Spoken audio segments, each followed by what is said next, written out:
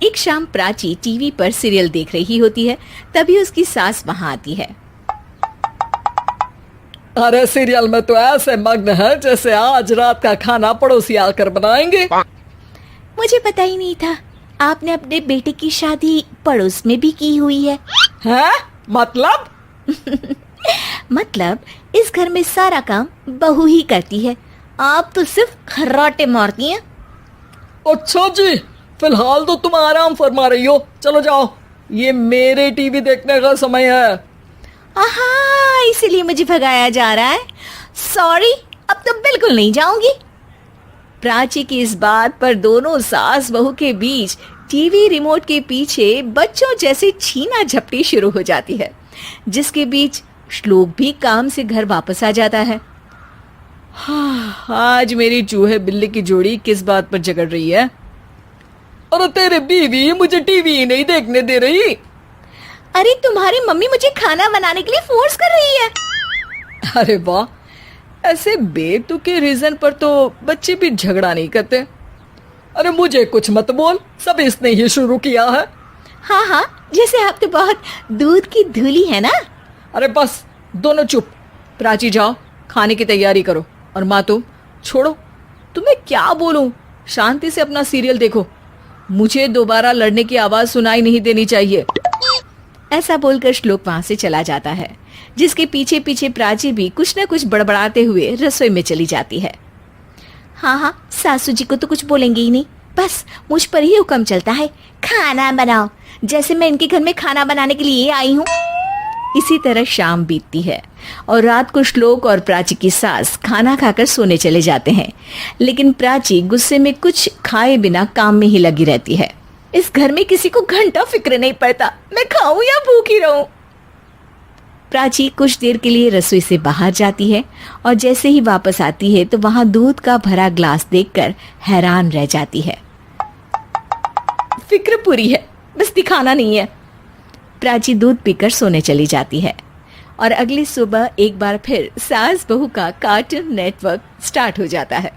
ये तुमने ही किया है। अरे अजीब जबरदस्ती है, मैं बोल रही हूँ मैंने कुछ नहीं किया।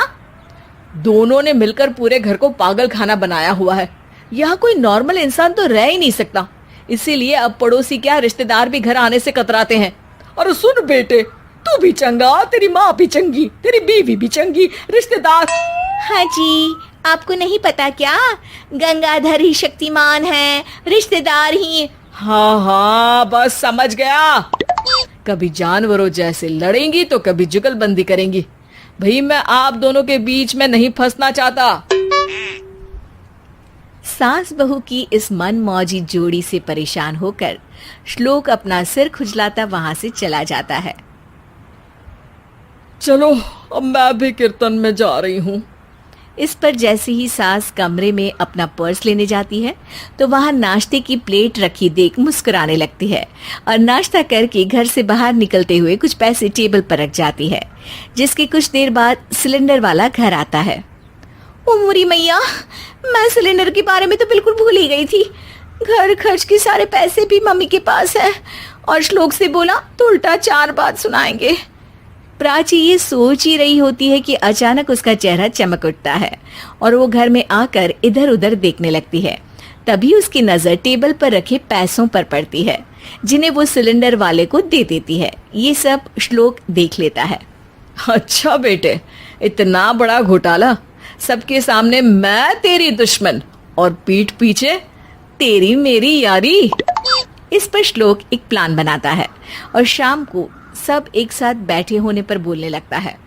माँ, तुम दोनों की बहुत लड़ाई होती है, इसलिए मैं सोच रहा हूँ कि प्राची को उसके घर छोड़ाऊं, इससे वो भी खुश रहेगी और तुम भी। अचानक श्लोक की ये बात सुनकर सास बहू शौक से उसकी तरफ देखती हैं। अरे ऐसे कैसे घर छोड़ाओगे, मुझे कहीं नहीं जाना। अरे तुमने बोला नहीं पर मैंने सुन लिया, तुम्हें मम्मी के साथ रहना अच्छा नहीं लगता, मुझे पता है। अरे वो, अरे जब बहू खुद कुछ काम बोले तो वो तुझे सुनता नहीं, और अब जो इसने बोला ही नहीं वो तू समझ गया। जब उसे नहीं जाना तो फिर जबरदस्ती क्यों कर रहा है? अच्छा, फिर आपको मौसी के घर छोड़ाता हूँ, बस अब आप दोनों एक घर में एक छत के नीचे नहीं रह सकती। मैं इस टॉम एंड जेरी की जोड़ी को और नहीं झेल सकता। है? ऐसे कैसे नहीं रह सकते? तुम्हें इतनी दिक्कत है तो तुम्हारा बोरिया बिस्तर पैक कर देती हूँ, लेकिन मम्मी जी कहीं नहीं जाएंगी। बिल्कुल यही सुनना था मुझे। अगर दोनों में इतना ही प्यार है फिर हर वक्त ये लड़ाई का नाटक क्यों करती हो?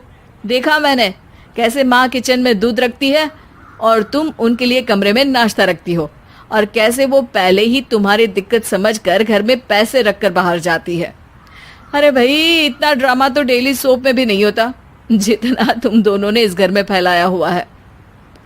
तू हमें टॉम एंड जेरी बोलता है ना, तो याद कर वो दोनों भी एक दूसरे को बाहर वालों की बुरी नजर से बचाने के लिए हमेशा सबके सामने लड़ते थे, लेकिन अकेले में दिक्कत के समय मदद भी तो करते थे। बस हमारा रिश्ता भी कुछ ऐसा ही है। और वैसे भी अगर सास बहू में तू मैं नहीं होती तो दुनिया वालों को कहानियां कैसे मिलेंगी?